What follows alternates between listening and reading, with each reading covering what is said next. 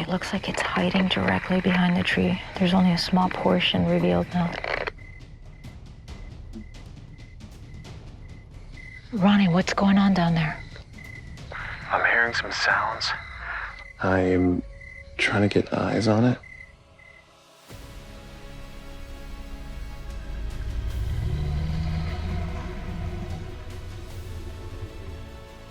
Camping deep in the wilderness can feel peaceful, until something starts watching back. Tonight, we uncover the disturbing truth behind 10 Bigfoot encounters that defy explanation, moments where experienced adults heard responses, found impossible evidence, and realized they were no longer alone. These aren't legends told around a fire, they're encounters that force one unsettling question: what happens when something ancient decides to reveal itself?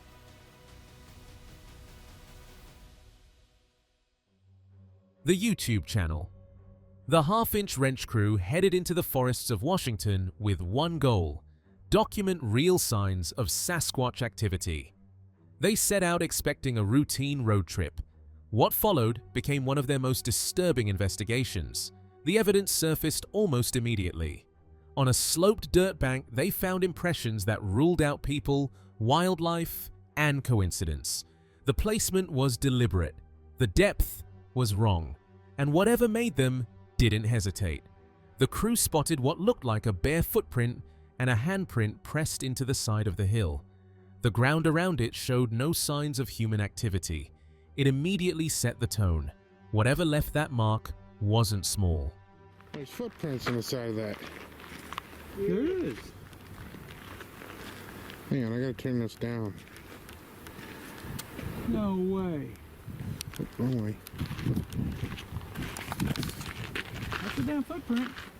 That's and a handprint. Look how what? Coming down.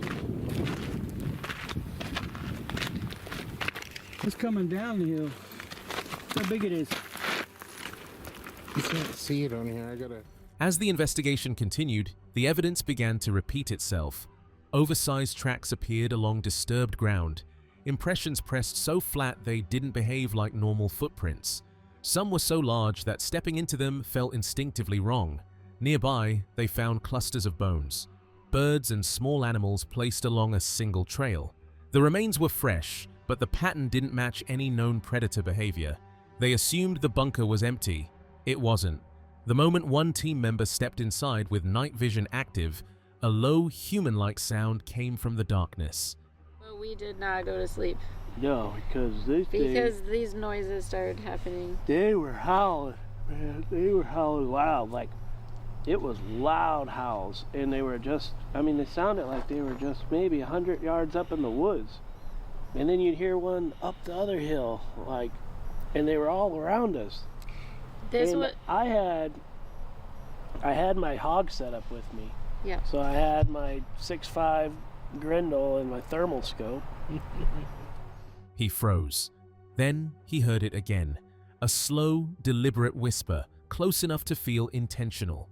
He bolted out seconds later, shaking, and refused to re-enter. Whatever made that sound knew he was there.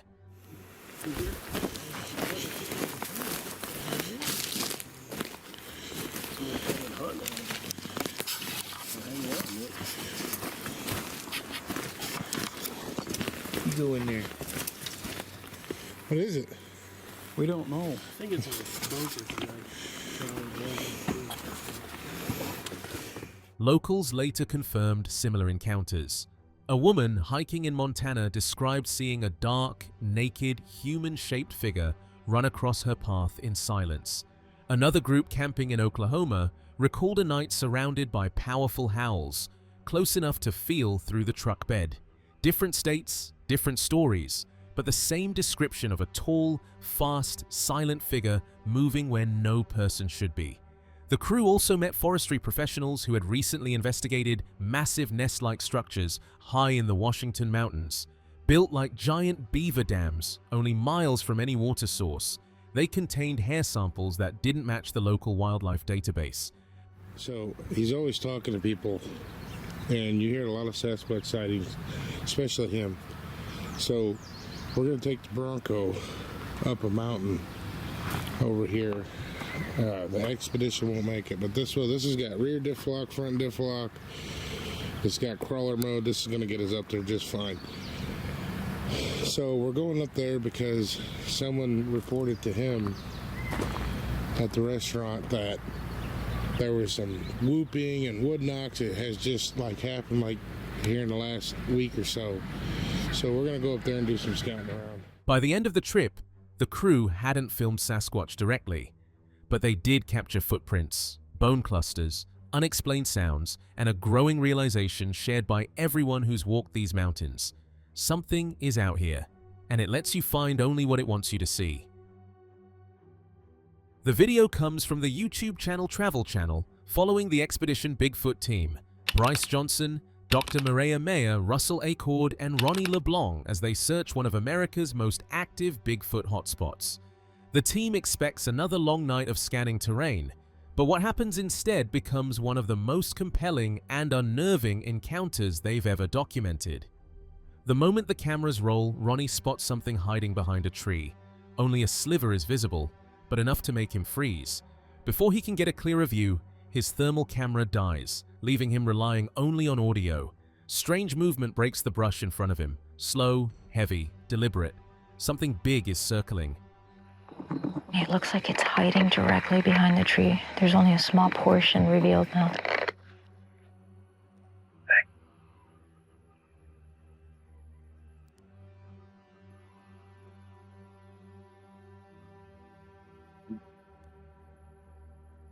Ronnie, what's going on down there? I'm hearing some sounds. I'm trying to get eyes on it. You seen something in front? When the thermal boots back up, the silhouette returns. This time, it stands up. Dr. Mireya sees movement too, only she sees it without a heat signature, as if the figure is absorbing light instead of reflecting it. Russell orders her away from the water and toward the tree line. Whatever is out there is moving quietly, intentionally, almost as if tracking her position. Moments later, she spots it again, this time clearly. A massive, upright figure walks across the forest. Then another appears to its left, and another. At least 4 large heat signatures move through the trees, occasionally peeking from behind trunks as if monitoring her. She reports that they aren't behaving like any known wildlife. Russell agrees. He has never recorded thermal signatures this large. There's multiple creatures walking over there. Using the high-powered thermal binoculars, Mireya has spotted what appears to be multiple creatures moving just 100 yards away. Mireya for Russ. Mireya, go ahead. This is Russ. Russ, there are multiple huge heat signatures directly across from me. They're walking across the forest, and it almost looks like they're poking their heads around the tree. Things escalate when one of the heat signatures begins changing shape. What starts as an upright figure turns faint, then shrinks, then collapses into a single glowing orb before disappearing completely. Mireya watches it dissolve in real time, leaving the team stunned. Reports of orbs accompanying Bigfoot sightings suddenly feel far less myth than possibility. Then comes a whistle. Long, clear, not belonging to any animal in the region. The team freezes. Similar whistles echo around them, as if multiple sources are calling from different points in the forest. That's when Russell spots something even more undeniable. Footprints. Look at that. That is a footprint. Russell Acord has just discovered what appears to be large human-like footprints. Whoa, look at this. Do you see that? Oh, look at the size of that. That's a really big print. It's like the heel hit the ground. Huge, human-like tracks pressed deep into the soil. Toe splay is defined. Heel-to-toe motion is perfect. Another appears beside it. Then a full series. One track measures 18 inches. Another nearly 16. The stride is long, powerful, and headed straight for the riverbank, exactly where Mireya saw the silhouettes earlier. One print even shows where something climbed out of the water before stepping onto the sandbar. To the team, This isn't just evidence, it's a trail. A path pointing toward a creature that seems aware of them, interested in them, and intelligent enough to stay just out of reach. Oh my God. These are fresh from last night. Whoa. If you look in the water behind it, looks like an impression in the water back here. Ooh. This thing literally appears to have come out of the water and onto this bank. These toes are crystal clear. Oh my God. Look at where we are right now. What are the odds of somebody walking through here with bare feet? Right. And look just above it. Right here was the showstopper. Now look how big this thing is. It's a little hard to make out, but the details are there. They have always felt one step behind. Tonight, they begin to wonder whether Bigfoot is letting them get just close enough. The video comes from the North American Bigfoot Center YouTube channel.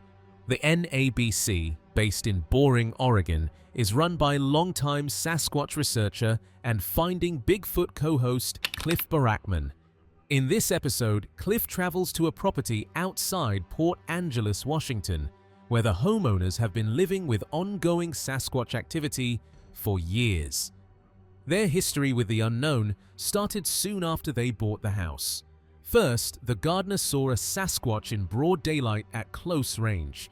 Weeks later, the woman of the house also had a clear visual sighting. Over time, the events piled up. More sightings, footprints, strange sounds, and that constant uneasy feeling of being watched along the edges of their land.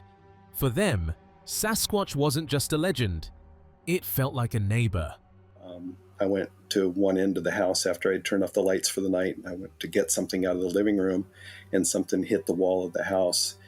I had no idea, but whatever it was, it scared me so much that I went running to the far end of the house and got my rifle and came back and turned on the outside lights. And of course I didn't see anything by that point, but it was quite startling. But I did not have any idea it was Sasquatch at that point until December of that year, when our employee that we had on the property actually had a visual sighting.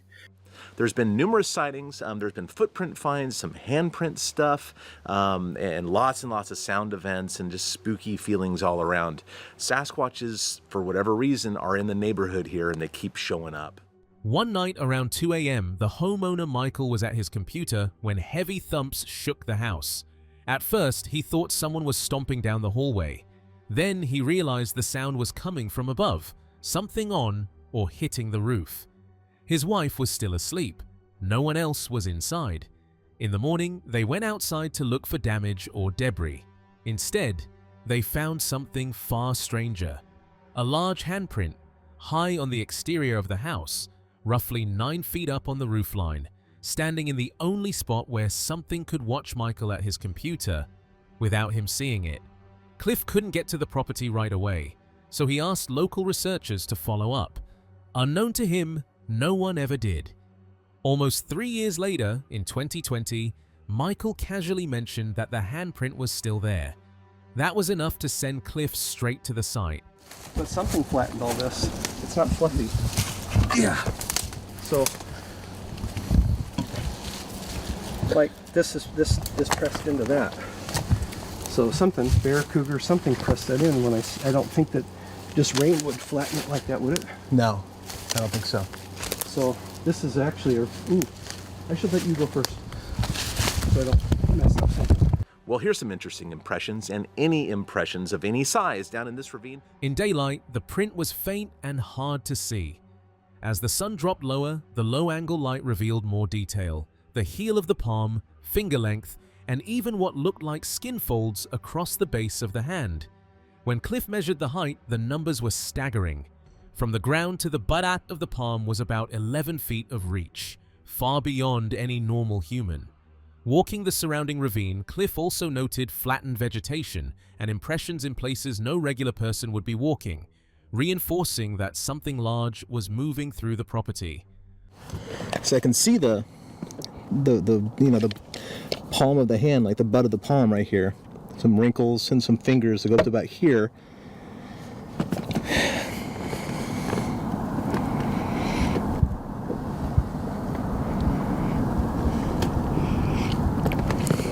And this is 3 years later, of course, so The most impressive thing about this, I think, is just the height. I mean, holy smokes, we're, what'd I say, 106 inches earlier? I think that's what I said. That's pretty high, man. What is 106 inches? 108 is 9 feet. So this, the top of the thing is 9 feet, so this is another 2 feet. For Cliff, this handprint is more than a curiosity. It's rare, physical evidence that lines up perfectly with countless reports of Sasquatches slapping houses at night.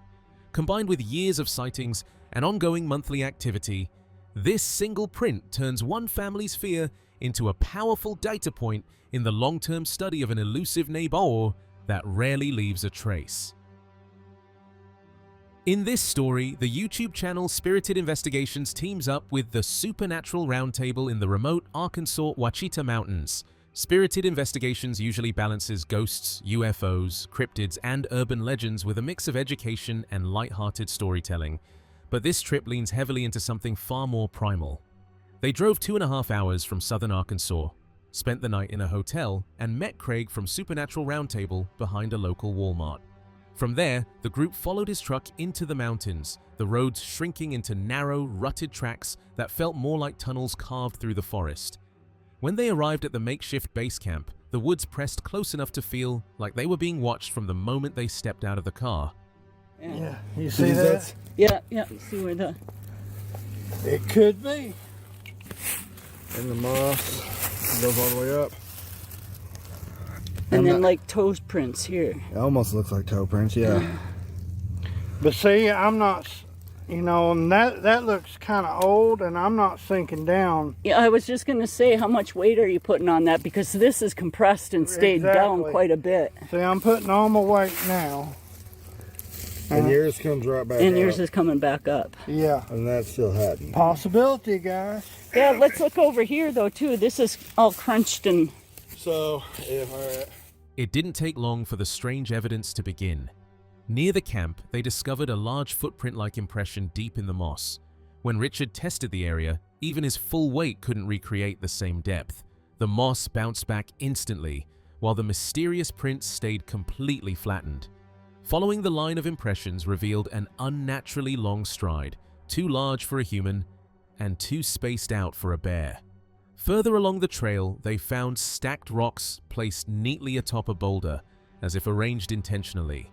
At a nearby pond, the tracks were mostly normal animal prints, but the woods began speaking back.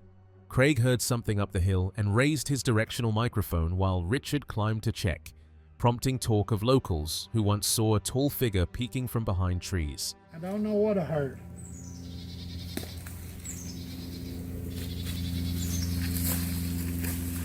I've spoken with some, you know, people that I grew up around before, and they said that they've had strange occurrences. There was one person, they bought some land right beside the farm. They said one day, I think it was around 4th of July, they was popping firecrackers. The tension rose sharply when a series of distinct wood knocks echoed through the forest. When Julie struck stones together, the knocks suddenly stopped, as if whatever made the sound was responding. In another area, they discovered walnuts cracked open with unusual precision. The shells weren't chewed, they looked peeled and smashed into powder, with no bite marks at all, suggesting something strong and possibly tool-using had opened them. These walnuts, and they don't appear to be chewed, but they appear to be just peeled apart and setting up on a rock. They're sitting on that rock right now. And if you look right here, there's some that's beaten down almost into powder form. Close by were stick formations woven into a tree fork, wedged so tightly they couldn't have fallen naturally, and a flattened patch of underbrush that resembled a bedding area for something large. Then came the moment everyone felt, something big crashing through the brush at high speed, fast enough to startle, heavy enough to silence everyone. Bear, or something else, the group couldn't say. Did you get to see it? No, I didn't see anything. I just heard crashing and something running really fast. which is what bears do. Yeah. Right. Which is also what Bigfoot does. But as I said before, I'm not going to say everything out there is a Bigfoot. Yeah. That's what people on TV does, and it's stupid. But there was something out there that took off like a bat out of hell. It caught me off guard. Before leaving, Craig shared a memory, a moonlit night years earlier when a towering silhouette, easily 10 to 12 feet tall, began stepping toward him and a friend. They ran without stopping, too terrified to tell anyone for years.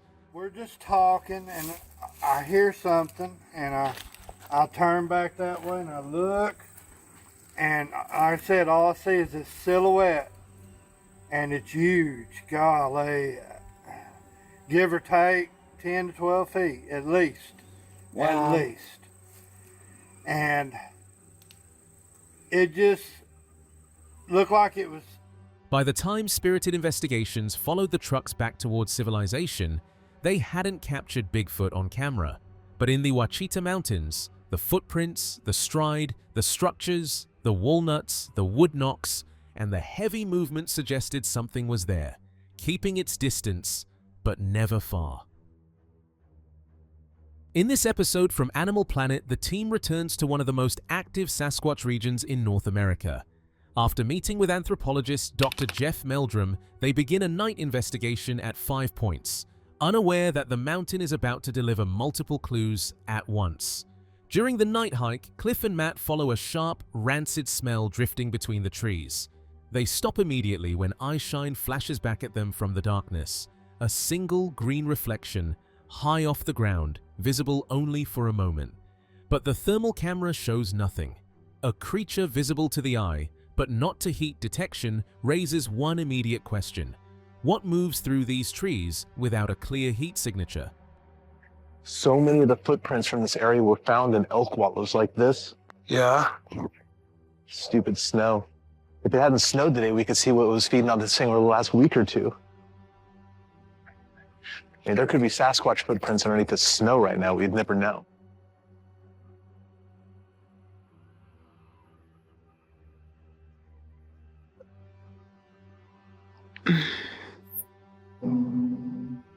Oh, Jesus, burp.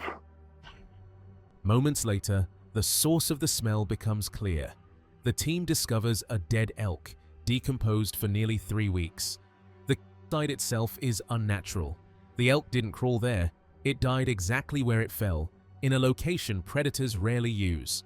And the wounds don't match natural causes. Bobo. Yeah, go ahead. So listen, I'm thinking there's probably no Bigfoots on this particular part of this flank of the Blues tonight. I hear that. At least you found the smell. Yeah, we had a weird smell over here a little bit. It was brief, then it went away, but rank odor. All right, well, we're going to head back up in your direction. Dr. Meldrum notes that many historical Sasquatch tracks were found around elk wallows like this one. If anything fed here in the days prior, the tracks now lie hidden under fresh snow, possible Bigfoot footprints buried just inches beneath their boots. The night yields little more, so the investigation moves to their next tool: people. At the town hall in Walla Walla, nearly the entire room raises their hands when asked if they've seen, heard, or found Bigfoot evidence. The sheer number of locals willing to speak is startling. Hopefully some of these witnesses have been seeing things in January and February, so we might have an idea where to go in the lower altitudes. Hello, Walla Walla. Ladies and gentlemen, if you have encountered a Sasquatch at some point, whether you've seen it, heard it, or even found footprints, will you please raise your hand nice and high? No way! Yeah! I don't believe it. A man named David Bean presents a cast of a handprint left while a Sasquatch was pursuing a chipmunk. The proportions are unmistakable, fingers nearly 2 inches longer than a human's. Their fingers are about this much longer, about 2 inches longer than ours. That's so cool. That is awesome. That's great. Another witness, Chelsea, describes a roadside crossing on the Umatilla Indian Reservation. A massive figure striding across the highway in just 2 steps, fully illuminated by her headlights. Then, Mark Addington recounts a 7-mile trackway he and others followed in 1995, a family of 3 Sasquatches, large, medium, and small, walking together. At points, the smallest prints vanish entirely, as if a parent had lifted the young one off the ground. Hi, I'm Mark Addington. I live here in Walla Walla. January 30th of 95, we had a pretty big tracking site. We actually tracked him for over 7 miles. There was a family of 3. There was a larger track, a medium-sized track, and a smaller track, kind of like the old Goldilocks story. Like how big? The larger track was, 17, 18 inches, was always about 20 yards away, and then the medium-sized track and the smaller track were always close together. Finally, the Summerland family shares casts taken decades ago by legendary tracker Wes Summerland. Enormous handprints, footprints, and even scat samples of unknown origin. Look at these giant handprints. What's the story with these? Found these up on Deduck Springs. Wow. And these were actually found with 2 footprints as well. So it looks like Bigfoot was squatting, taking care of his business. Oh. We actually got a sample of that. The scat? Yeah. They had it analyzed once, and it was of unknown. Unknown. Yeah, there wasn't no bear scat or like you would normally think it was. Well, this is just a small part of Wes's collection, but he left quite a legacy. Oh, yeah. One night, one dead elk, eye shine with no thermal return, a room full of witnesses, a family of 3 walking the same trail. The Blue Mountains don't just hint at Sasquatch, they echo with its presence. Some encounters leave behind more than footprints. They leave behind a 911 recording you can barely stand to replay. In audio shared on the YouTube channel Cephisaurus, a gold prospector describes a night in his converted cargo trailer that shook him so badly he still hates listening to the tape. He turned a standard pull-behind cargo trailer into a small camper. Windows on both sides. Jack stands at the rear, still hitched to his truck. The trailer was about 8 feet tall. Okay, I'm gonna go over here. This window here, I'd say a little bit more than half of that's 8 foot tall. I can't reach that. I'm on my tippy toes now and I can't. Okay. I'm using this as a comparison. The window is on this side. The window I had in my camper or in my trailer was a little bit smaller than this. It was about like that. He parked deep in a remote area near a river, far from houses, lights, or passing traffic. By 9 p.m., he was asleep. Around 10 p.m., he was on the phone with 911, whispering, panicking, as something massive began rocking the trailer violently in the dark. Outside, his dog went wild, barking and growling at something just beyond the thin walls. Inside, the man pounded on the trailer from within, trying to get whatever was out there to stop shaking it. And he's really into the Bigfoot thing now too. So when the deputy sheriffs got here, they seen that print like that there, and he was like, "Holy!" They just started to basically interrogate me, and I was in my socks, but I got out of. I took my shoes off. I was asleep in the bed. I ain't gonna sleep with my shoes on. To the dispatcher, he kept repeating that something was outside his trailer, walking around, growling, slamming into the walls. Then came the detail that terrified him most: the eyes. His side windows were small and set high in the trailer wall, the bottom edge already well above his head. As he watched, he saw a single eye glide past the window pane. Then, another pass in the opposite direction. The spread between the eyes was wider than he could reach, even stretching his fingers apart on a full-size camper window later, in daylight. So, when this thing was going back and forth, it was growling through that window. Not on this camper, but on my trailer, okay? But there was a handprint. The handprint was up here about right over here. I'm not talking from the window because my window is actually right in here. But on the camper trailer that I had, the cargo trailer, one handprint was clear up to the top of the 8 foot tall, right at the edge with the fingers over, and the other one was clear the hell over here. Whatever was looking in was tall enough that its eyes were level with a window nearly 8 feet off the ground. When he checked the trailer later, he found handprints. One palm was at the very top edge of the trailer wall, fingers curling over. The other was spread far away between the two side windows. He insists no one could have reached both spots without a ladder, and he had no ladder with him. The next piece of evidence was the physical displacement of the trailer. Both rear jack stands had been knocked over. The dirt and grass were shoved thickly to one side of one wheel and the opposite side of the other, as if the entire trailer had been repeatedly pushed back and forth, sliding several feet over the ground. Deputies eventually arrived. They first treated him as a possible hoaxer, checking his hands and bare feet for mud. Then, one of them found a 17-inch footprint near the side of the trailer that had been shaken. Another officer ran through the thorny brush along the bike path and came back cut up and breathless, admitting he couldn't explain what was out there. The footprint that I got from there was a 17-inch print, I think is from a teenage, you can't say juvenile, teenage, maybe 18, 19-year-old Bigfoot. They found that print that was right on the side of the trailer that was being shook from the big one. Anyhow, they had me take my socks off. They looked at my hands, make sure there wasn't no mud on my bare feet. For the witness, that night ended with flashing lights and patrol cars. But the recording, the towering handprints, the shifted trailer, and the 17-inch track suggests something far larger was circling his little camper in the dark. The team from YouTube channel Bigfoot Society entered Oregon's forested mountain roads, expecting a slow start to festival week, but activity appeared almost immediately. The area Ronnie and Dwayne call her spot stretched all the way to the creek, a place where they believe a dominant female Bigfoot regularly moves. Within minutes, they showed scuffed hillsides, strange impressions, and rocks placed deliberately on stumps. I know it's been there for quite a while since, then, but it just doesn't make no sense to me at all. But then, I got to looking and it almost looks like, they were like using that rock to hit this rock or something. Right. But I don't know. Oh, yeah. I'm just, trying to figure it out. This wasn't new to the locals. They'd been hearing vocalizations, tree breaks, and monkey chatter here for years. It wasn't actually, below the other one. It was just further back down the hill further, so it looked like it was, eyes lower to the ground.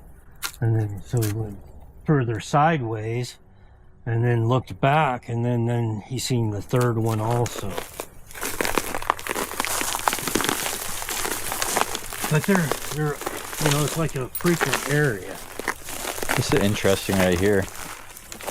I don't know if that just fell apart or is that a normal occurrence? Or if it's burned, that it'll fall apart like that? Sometimes. Yeah. One of the first striking finds was a set of fresh footprints, deep heel marks, clear toe shapes, and tracks measuring around 18 inches. Beside them lay another, wide, heavy, and unmistakably shaped like a bare human foot, but far too large. My daughter found the one and then just found another one by the stump, and they were both the same footprint. Sir, okay, look at this one. Toe. Foot. Oh, wow. Look at that. Look how big that is. Yeah, careful. No, I don't think they're probably not gonna cast it though, right? But they just put this here. Oh, yeah, they put it around it, okay. The team inspected impressions across the hillside, seeing old tracks, new tracks, and subtle changes in the earth indicating movement they had missed. As they climbed toward the sighting area, they found twisted off trees, not snapped by wind, but torqued deliberately. I'm gonna back up a little bit. So you have the left tree that's going to the left, and then you have this right tree that's going to the right, but then look right here, down on the ground. What are the chances that it's like one that way and then two coming this way laid across? Yeah, I don't know. And on either side are snapped off, and like, what do you think that's like? There's another break. 8 feet up, maybe 12 feet up? I'm 5'9". Okay.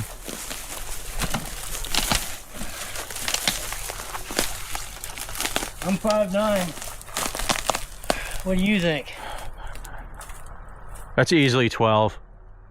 Several were broken 8 to 12 feet up, arranged like signals, one pointing left, another pointing right, and 2 logs laid across each other in an X. Dwayne explained that these formations show up everywhere the creatures cross into camp.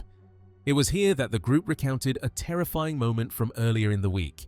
2 loud roars, each closer than the last, that pushed them out of the area. "We felt it in our chests," one said. That second roar was a warning. Later, they reached a baiting site where Chad had left apples, an orange, and a banana. The apples remained untouched.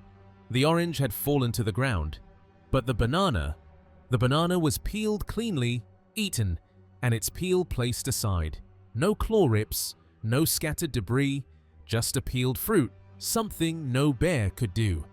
All right, so The apples are gone. yeah, so I'm No, gonna. there's one. Okay, so it's on the ground. So, don't what? The banana. Oh, okay. So this is where. So Chad set these out, right? Yeah. Okay, Chad so and Ronnie put these on there. Chad and Ronnie set these out. Next day we have the orange still there. That orange is on the ground, but the Got banana's an been orange ate. there. We've got a banana that has been peeled or eaten. And they left the oranges and the apple alone. Not only that, it broke the stick off. Don't.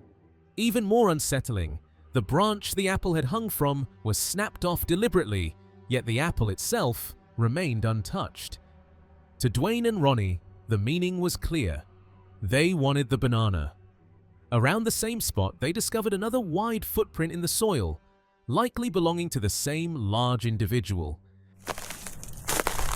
Yeah, but they don't leave peelings. Well, why is it peeled? Oh, that's right. Yeah. I've never seen one peeled. Oh, yes. Oh my goodness. I've never seen one peeled. They left the apple. All they did was break the branch on the tree where it was stuck on and left the apple and peeled the banana. You think that's a sign? I don't know. So whoever said they don't like bananas are probably wrong. Yeah. As evening came, Ronnie began to play guitar. Music had stirred activity before, and again, from across the ridge came a faint roar, then another, this one sharper, almost a scream. The group froze. The sound was distant, yet powerful enough to vibrate the air between the trees.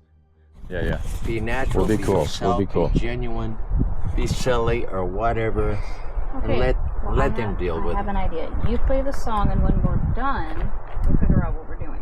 Good idea. Okay, yeah, because go with the flow. Just with it. Do your own thing. Don't stop. Don't stop because they're doing something. Then why'd you stop playing the song? Because they were doing Because you something? guys are talking.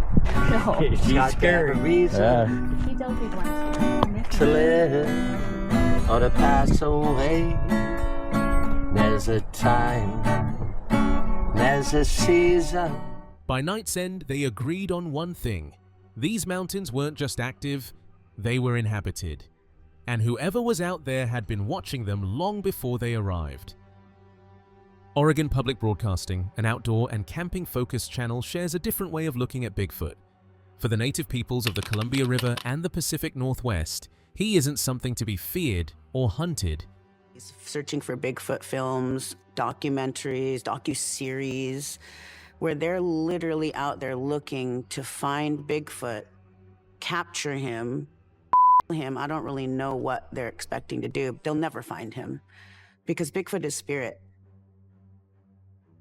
Being a native person, especially from the Northwest, Bigfoot is in all of our stories. Bigfoot is thought about, considered almost weekly in people's lives, almost daily. Bigfoot has always been a part of our lives since the time that I can remember growing up and hearing stories.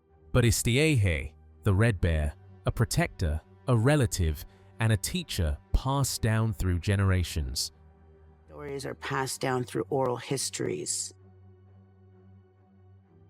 Our parents would talk about what they had heard from their grandparents, and their grandparents told them what they had heard from their grandparents. I never expected that I would be creating piece for Bigfoot.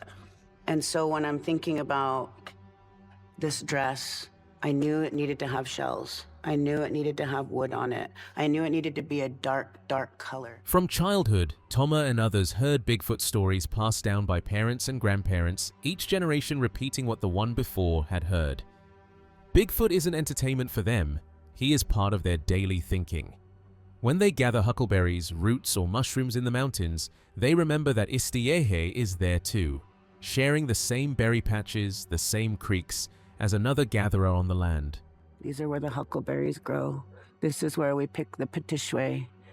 And this is where they talked about sharing berry bushes with whole families of Istiehe. Istiehe is how you would say Bigfoot. Right now is mushroom hunting season.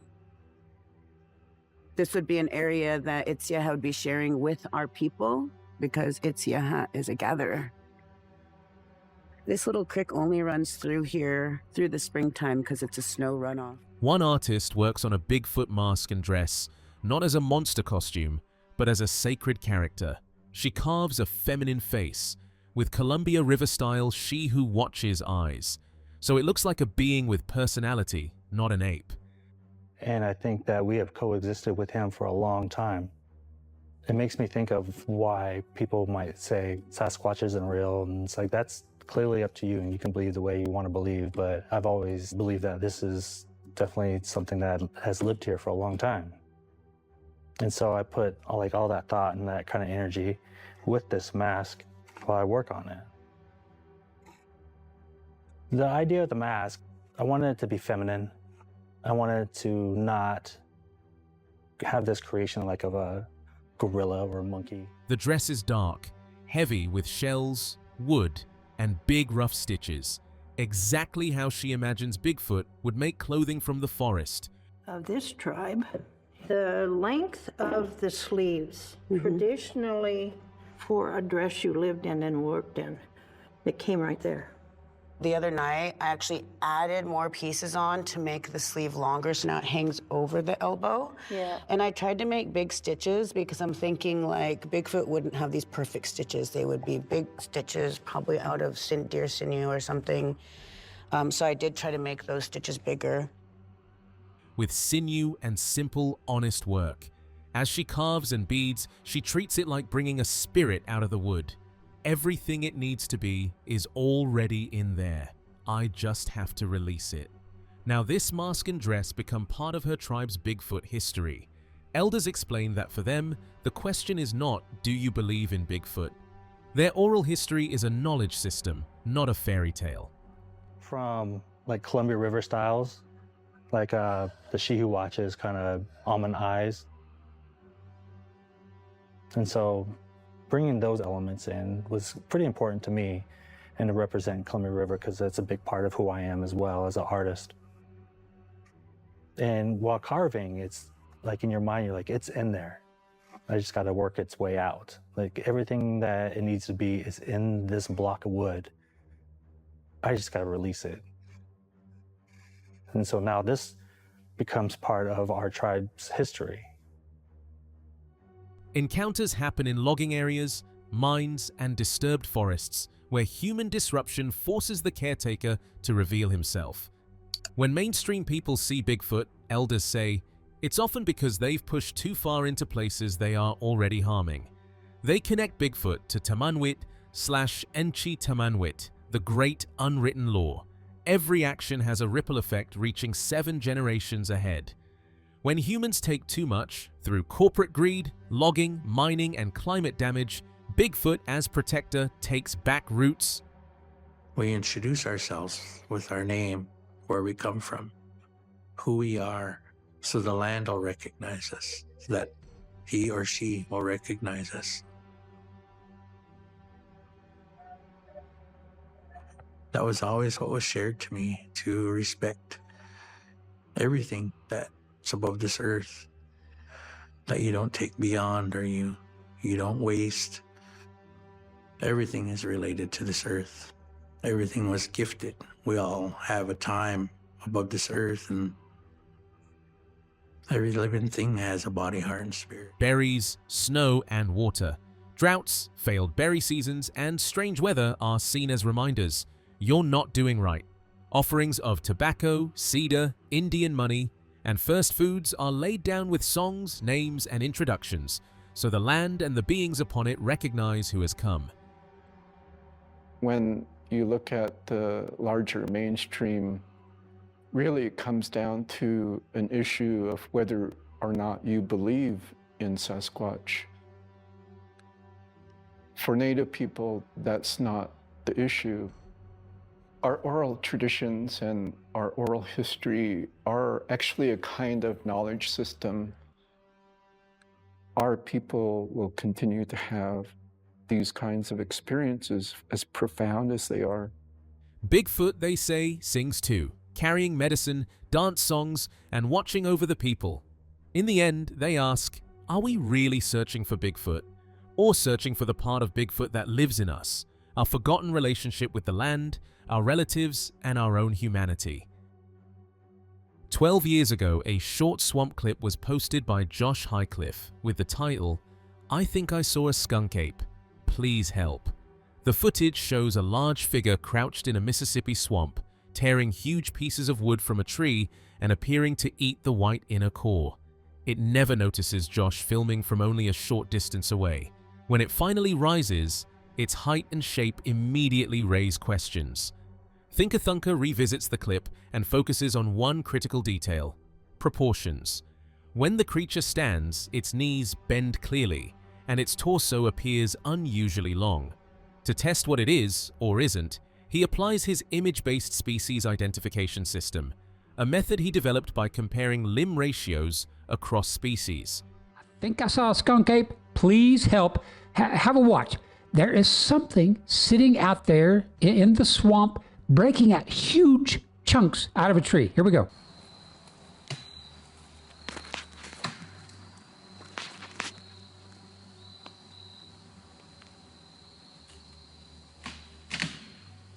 Now here, I've stabilized that footage and zoomed in some, and we can see right there, it's pulled out a big, like possibly chunk of the white meat of that tree. He imports a human 3D skeleton, poses and scales it to match the swamp figure, then marks measurement bars: hip to knee to ankle, torso length, shoulder to elbow, and elbow to wrist. When the bars are placed side by side in a PDNA chart, the creature shows a pattern where torso, arms, and legs are nearly equal in length. It's going to have body proportions that look like this. A big, long torso, which we see right there, sitting on top of short little front and rear legs. If this thing is a dude in a monkey suit, which it's not. He compares these bars to a bear's proportions. They do not match. He then compares them to human proportions. Again, completely different. The swamp figure is neither bear nor human. Next, he brings in measurements from the Patterson-Gimlin Patty figure, which he analyzed using the same method. When Patty's proportional bars overlay the swamp creatures, the match is striking. The body structure aligns, identical proportional signatures across torso, limbs, and joint spacing. Thing is a dude in a monkey suit, which it's not.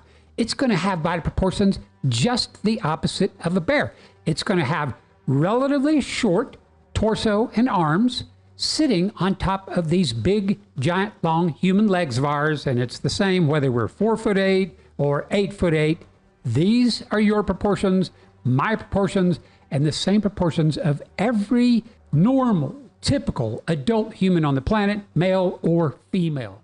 He addresses the common objection that the footage could show a man in a suit.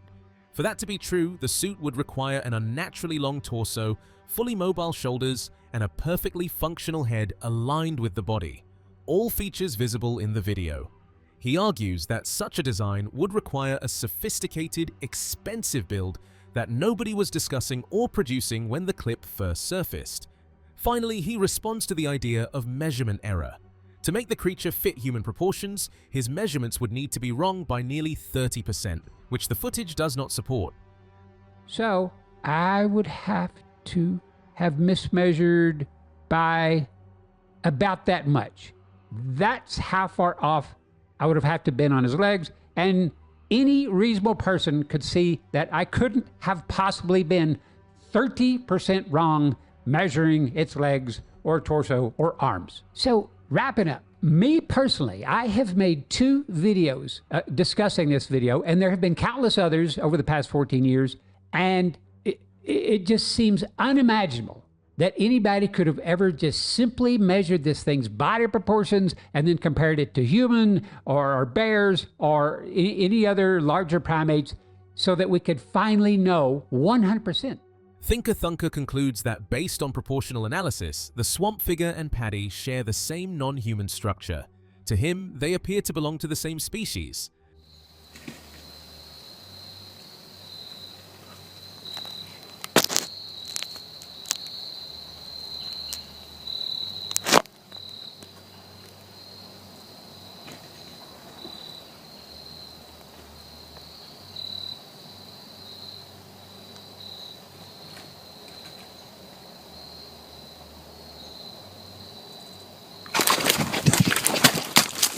Something neither bear nor human, yet matching the proportions of the historic Patterson creature.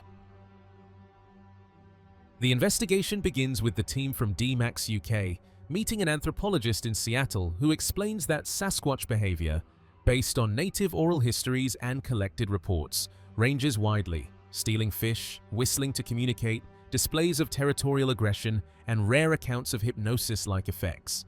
Want to be left alone? Yeah. They're going to be territorial if you get too close. And if we were to get into characteristics, this is a chart that was done by an anthropologist in Seattle. And we're looking at the behaviors. Do they steal fish? Do they steal children? Do they whistle to communicate? Can they hypnotize you? You know, I see a couple attributes on here that might be a cause for concern. I mean, make crazy. The chart includes warnings such as make crazy and even kill people.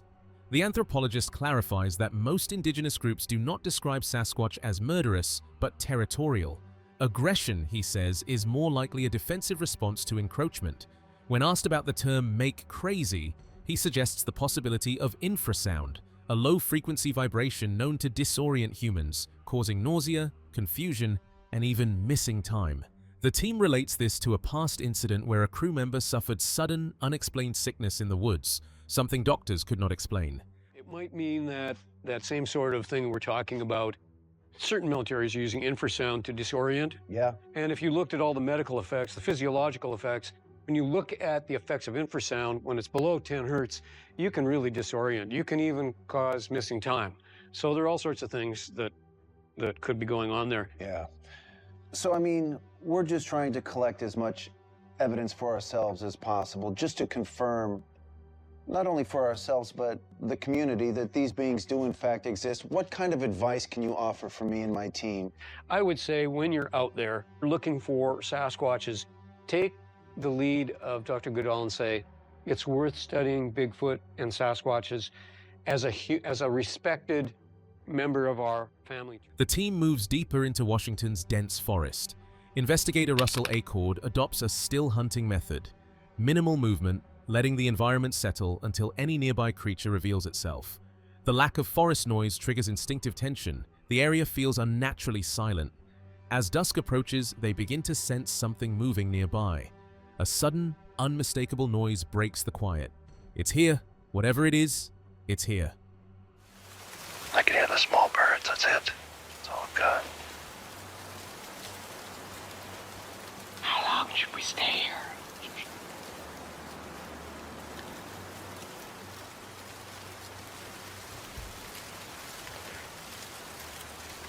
Can you smell that? Russell moves toward the sound. On the ground, he finds flat depressions. Not the deep, pointed drive of a hoof, but broad, flat impacts. They do not resemble deer, bear, or mountain lion tracks. The deeper he goes, the more anomalies appear. Russell notes how the alignment makes no ordinary sense. The forest feels increasingly strange, heavy, charged. Just a lot of really interesting depressions in the ground. It's not like a hoof that drives in. This is something flat It's not a deer, that's for dang sure. That's interesting. Of course, we're sharing the forest with mountain lions and bears, deer. This doesn't look like any of those. Look at the hair on my arms.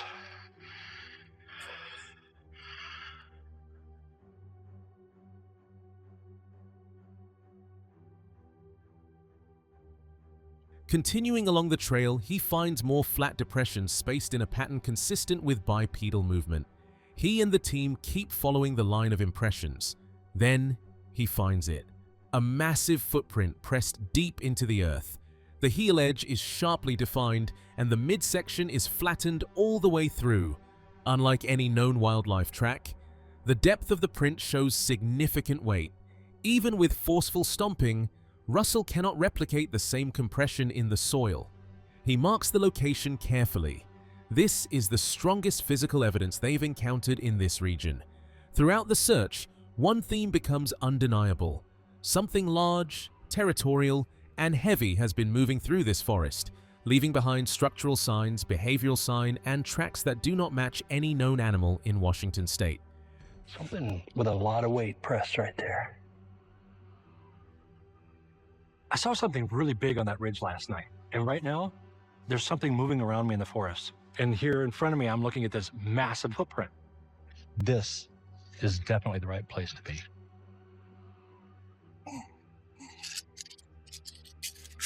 I see the heel difference. That's flat all the way through, and that's sharp edges all the way around that heel. Whatever made that print was heavy. Did you see me having a stomp on this to push it down? The team concludes they are in the right place, and possibly within the territory of a creature that does not want to be disturbed. Windwalker. Outdoor brings stories from the heart of the wilderness, where silence can be louder than fear. Everyone who has walked these woods carries a memory that chills them to the bone. Tonight, one such experience unfolds, an encounter that turned an ordinary hike into a night no one could forget. Hi guys, it's story time. I'm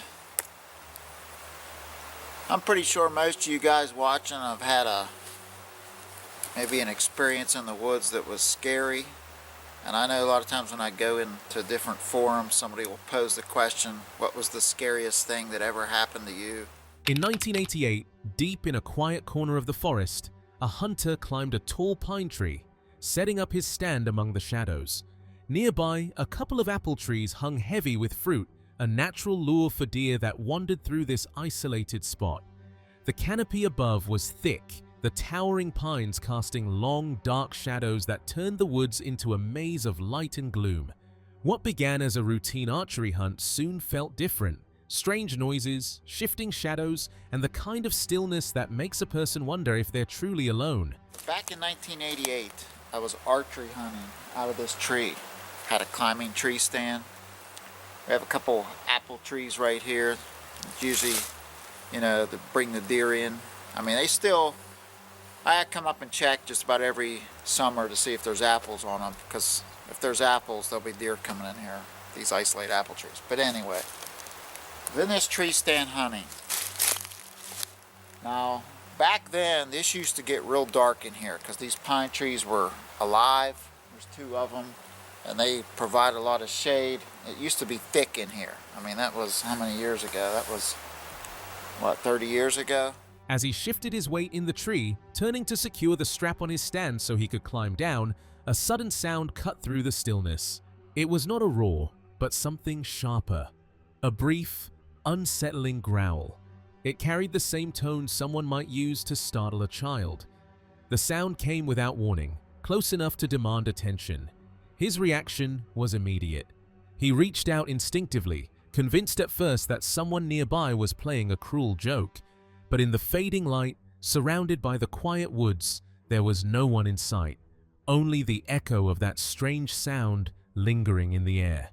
So I got turned around. I was trying to unfasten my strap from my tree stand so I could climb down the tree. And when I did that, I heard a growl. I guess you could call it a growl. I'm going to try to imitate it the best I can. It went, "Rawr!"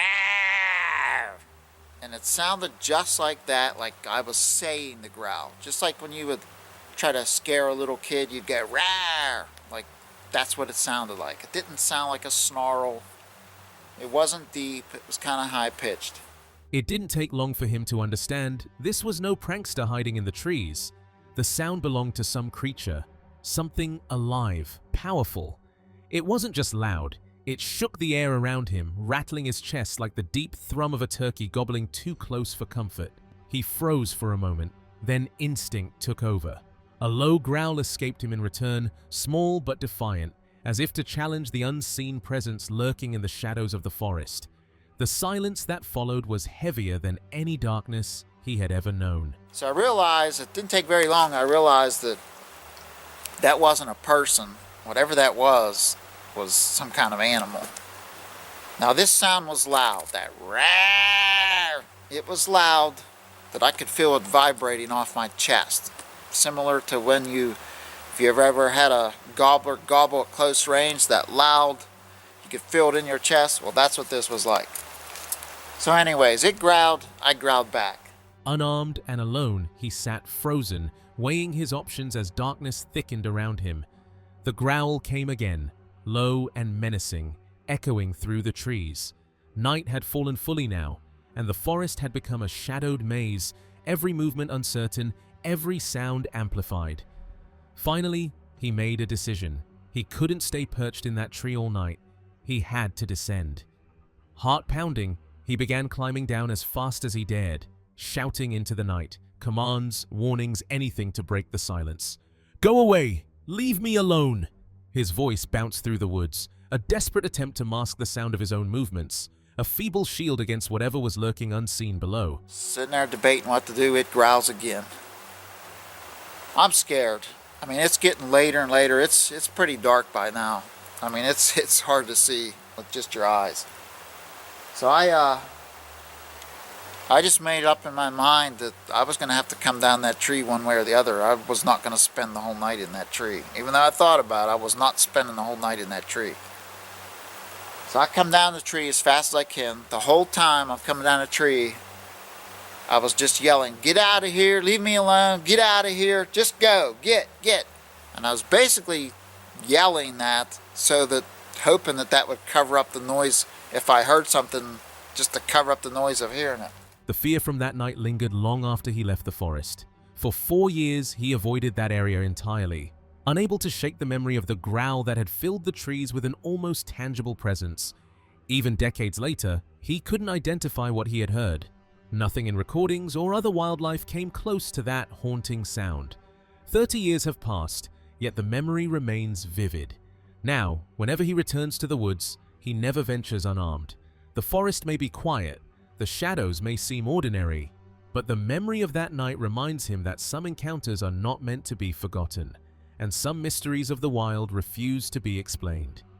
I was scared, and I have to say, I did not come back to this area for years. I was not hunting these woods for years. I'm not sure what it was. With the internet, even today, I've listened to recordings of bobcats, different kind of sounds, growls, and I have not found anything that sounded like this did. So that's a true story. That happened to me right here in this spot 30 years ago, and I haven't forgot it yet. And even today, anytime I'm in these woods hunting or anything. So, what really prowls these woods when the shadows grow long, and how many of these encounters remain hidden just beyond our sight? After 10 cases, the evidence is unsettling. Prints too deep for humans, structures too complex for animals, behavior too calculated for coincidence. Different witnesses, different regions, yet identical traits. Territorial giants, silent watchers, beings that appear, vanish, and leave questions behind. If each case stands alone, it's a mystery. But if they connect, then what exactly is sharing these forests with us? And how much longer can it stay hidden?